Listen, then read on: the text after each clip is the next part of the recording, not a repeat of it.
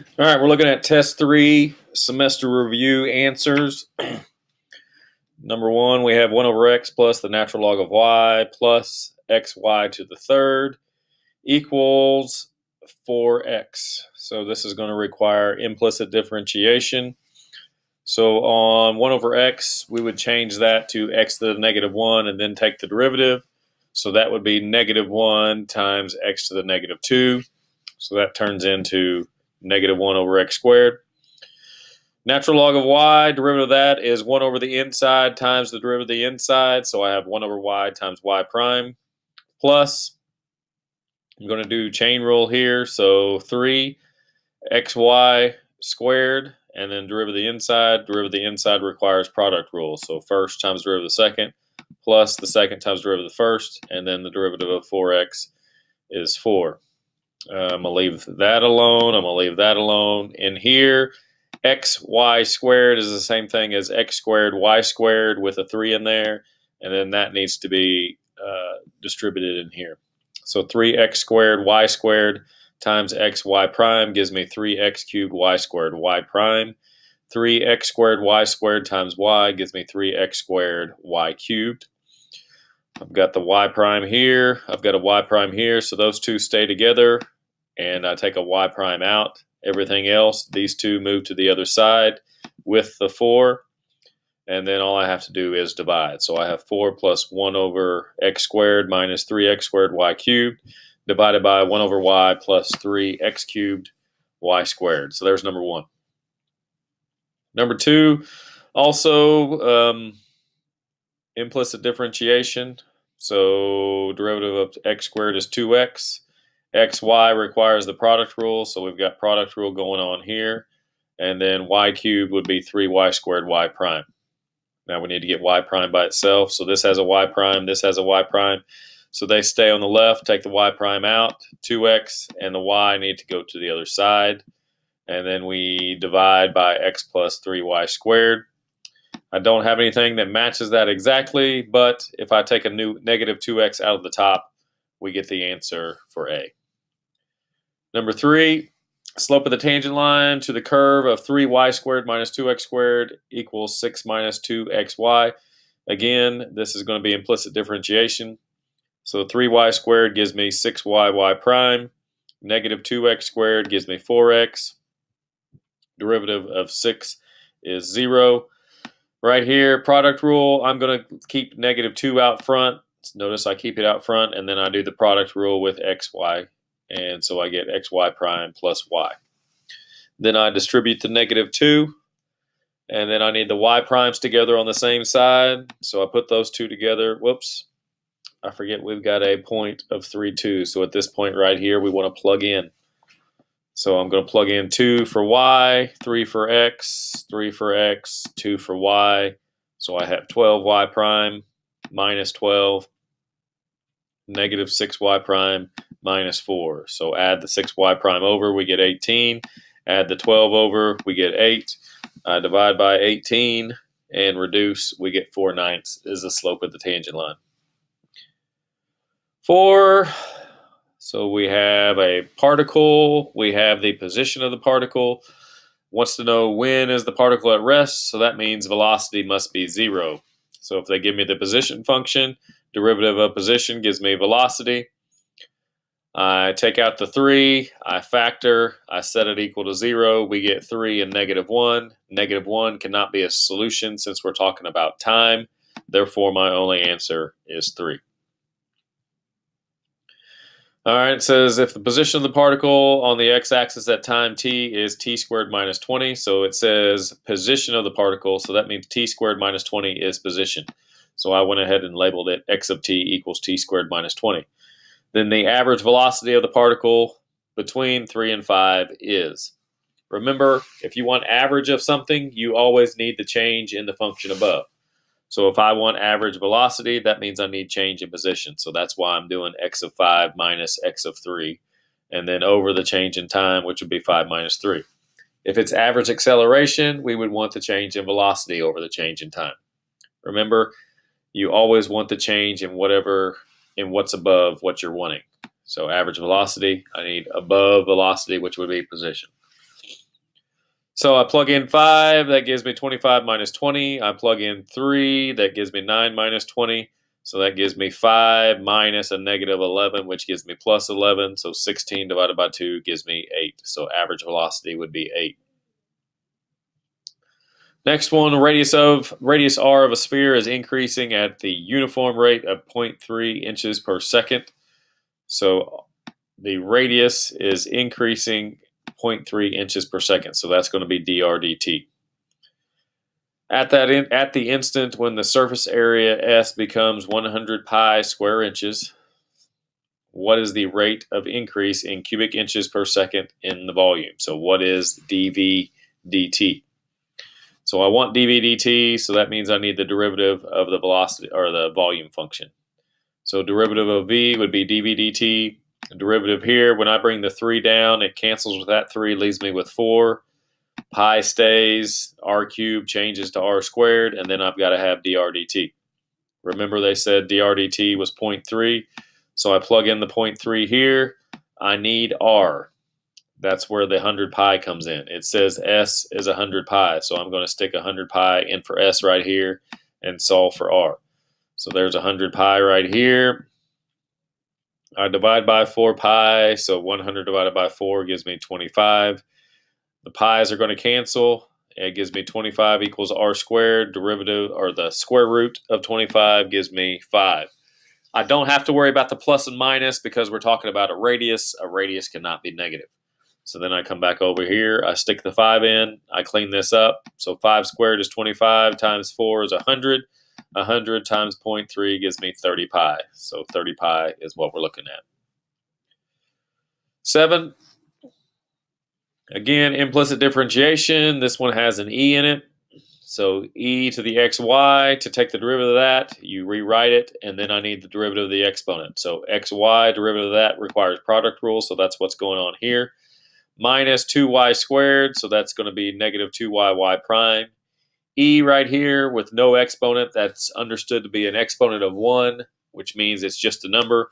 Derivative of a number is 0, so the derivative of these two things is 0. I've got a point to plug in, so I'm going to put 1/2 in for x. I'm going to put 2 in for y. So 1/2 for x, 2 for y. 1/2 for x, 2 for y, 2 for y. So 1/2 times 2 gives me e. And it looks like I'm going to go ahead and distribute this e. So e times this gives me 1/2 e y prime. And then e times 2 gives me 2e. And then this gives me negative 4y. Now I just got to get the y primes on the same side and factor it out. So I'm going to factor out a y prime here. Leaves me with 1/2 e minus 4. The 2e needs to go to the other side. And then I just have to divide by this. So negative 2e over 1/2 e to the e minus 4. I'm happy with this right here. If you want to, you can go ahead and multiply everything by 2 to get rid of this fraction, which gives me this answer. But like I said, I'm happy with this one. Unless it's multiple choice. Multiple choice answer would probably be this one. So make sure you can go from here to there. All right, another implicit differentiation. Derivative of x is 1. Derivative of sine is cosine. Inside must stay the same. Derivative of the inside. Derivative of y is y prime. Derivative of negative 2x is negative 2. Derivative of 1 is 0. All right, we've got to distribute the cosine in here. So I have cosine y minus 2x times y prime, and then I have the 2 here, so that's going to be negative 2 cosine y minus 2x. Get the y prime by itself on the left, so that means I'm going to add the 2 cosine, and I'm going to subtract the 1, as you see here, and then I've got to divide by the cosine, which I did here, so there is our derivative. All right, we've got our shadow problem. Street light, pole is 15 feet. The man is 6 feet tall, so 15 feet pole. 6 foot man. We're walking away from the pole at a rate of 5 feet per second. So we're walking away as the arrow shows. I always like to label this shadow X. So since we're moving that way, I'm noticing that I did this problem wrong. I should have labeled this here. So I'm going to redo this problem and come back to it because I did it wrong. I'll get you another video here in a little bit. All right, number 10. Particle starts at time t equals 0 and moves on a number line, so that its position at time t seconds is given by x of t. So write the particle's velocity function, which is nothing more than the derivative of position. Since it's written like this, I went ahead and did product rule. So I had first times the derivative of the second plus the second times the derivative of the first. Derivative of the first requires chain rule. So I bring the 3, inside stays the same, exponent changes to 2, derivative of the inside would just be 1, so that's why you don't see anything. Then I factor out, I've got a t minus 3 cubed, I've got a t minus 3 squared. So I factor out a t minus 3 squared. Right here, it leaves me with t minus 3. Over here, it leaves me with the 3 and the t minus 6, which gives me 3t minus 18. So 3t and 4t, or 3t and t gives me 4t, negative 3, and negative 18 gives me negative 21. And yeah. When does the particle stop? Again, velocity's got to equal 0, so I set velocity equal to 0. That's going to give me 3. That's going to give me 21 over 4. When does the particle change direction? It can only change direction where the particle stops, but the velocity must also change signs. So I've got to put 3 and 21 over 4 on a number line. I've got to start at 0 because time cannot be negative. Cannot be negative. I plug in each section, and we find out we've got a negative, and a positive. The only place we change is right here. So that means that's where we're changing direction. So at t equals 21 over 4 because velocity changes sign. All right, average acceleration. So this goes back to the average problem we were talking about. So average acceleration, which means I need the change in what's above acceleration, which is velocity. So I need v of 6 minus v of 3 over 6 minus 3. So I plug 6 into velocity, I plug 3 into velocity, and work it out. We end up getting 9 at the end. All right, 11. Water is poured in a conical container at a rate of 10 centimeters cubed per second. That centimeters cubed per second, dead giveaway that we're talking about, dV dt. The cone points directly down, so I've got my cone pointing down, and it has a height of 30 centimeters, so I've got my height of 30 centimeters and a base diameter of 20 centimeters. So across the top, we're talking about 20. How fast is the water level rising when the water is 4 centimeters deep? Mercy. So I'm interested in dH dt. Volume formula for a cone would be 1/3 pi r squared h. Notice I have 3 variables, but they only gave me 1 rate. So that means one of these variables has to go. Since I'm wanting dH dt, then that means r has to go.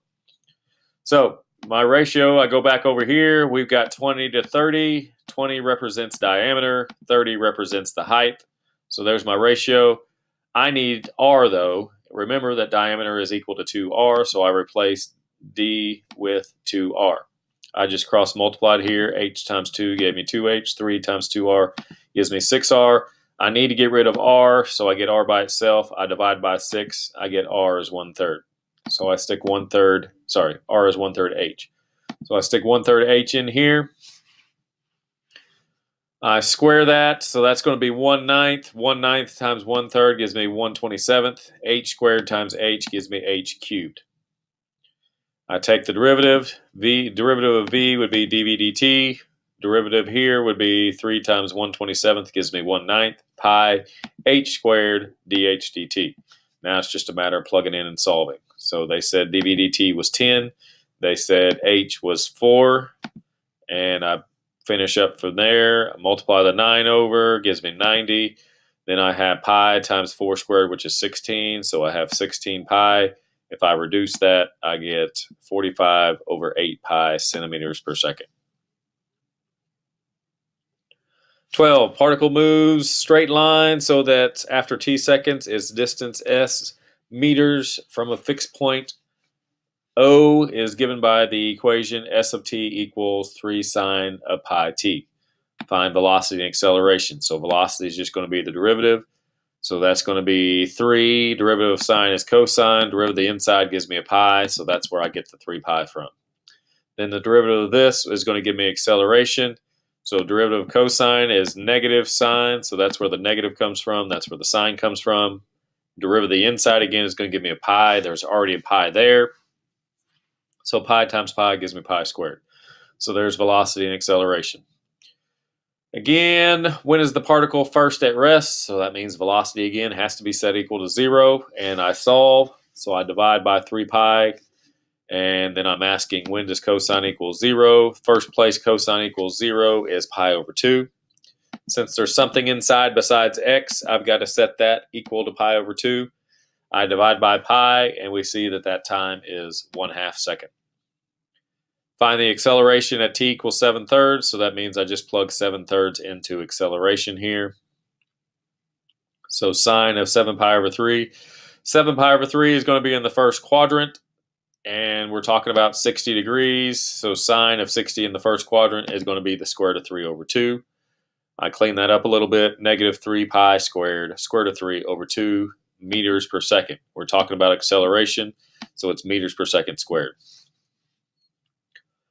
And then, is speed of the particle increasing or decreasing? Remember, if speed is going to increase or decrease, if it's going to increase, that means the sign of acceleration and velocity have to be the same. If it's going to decrease, then that means the sign of acceleration and velocity have to be different. We just found out on part C that the acceleration is going to be negative at 7/3. So now we need to know what's the velocity at 7/3. So again, we're in the first quadrant. It's 60 degrees. Cosine in the first quadrant of 60 degrees is 1/2. So that's going to end up being 3 pi over 2. So we see velocity is positive. Acceleration is negative. Since those two signs are different, then that means speed is decreasing. All right, 13. Squirrel starts at building A at time t equals 0, travels along a straight horizontal wire connected to building B. Between 0 and 18, the squirrel's velocity is modeled by the piecewise linear function defined by the graph above. So this is velocity. Part A, at what time in the interval between 0 and 18, if any, does the squirrel change direction? So it's got to, in order to change direction, velocity must be 0 and velocity must change signs. So we're 0 here, we're 0 here. We change signs at both places. So that means the squirrel is changing directions. So 9 and 15 because velocity is 0 and that justification sucks. I should say because velocity is 0 and because velocity changes signs. So make sure you fix that. Part B, on what intervals is the speed of the squirrel increasing?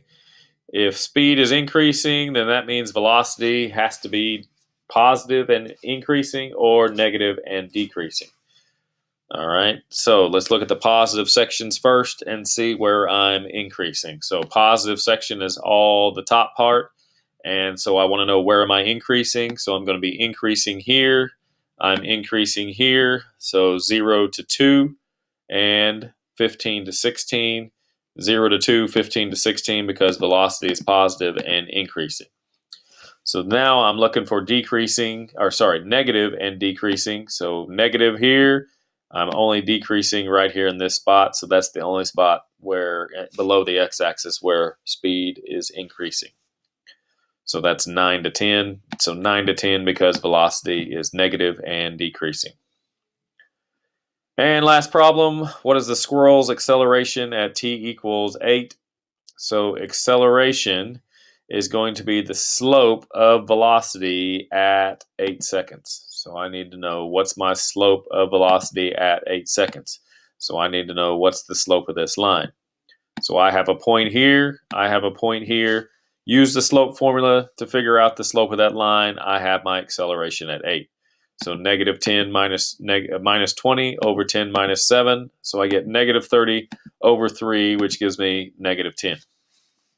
Okay, and negative 10 is good because if you notice, velocity is decreasing, and if velocity is decreasing, then that means acceleration is negative. Okay, we were able this time to find an actual value for acceleration because the function was linear. We were able to find the slope of that line. All right, so I will go back and I need to do that shadow problem since I screwed it up. So I will do that shadow problem and then repost another video.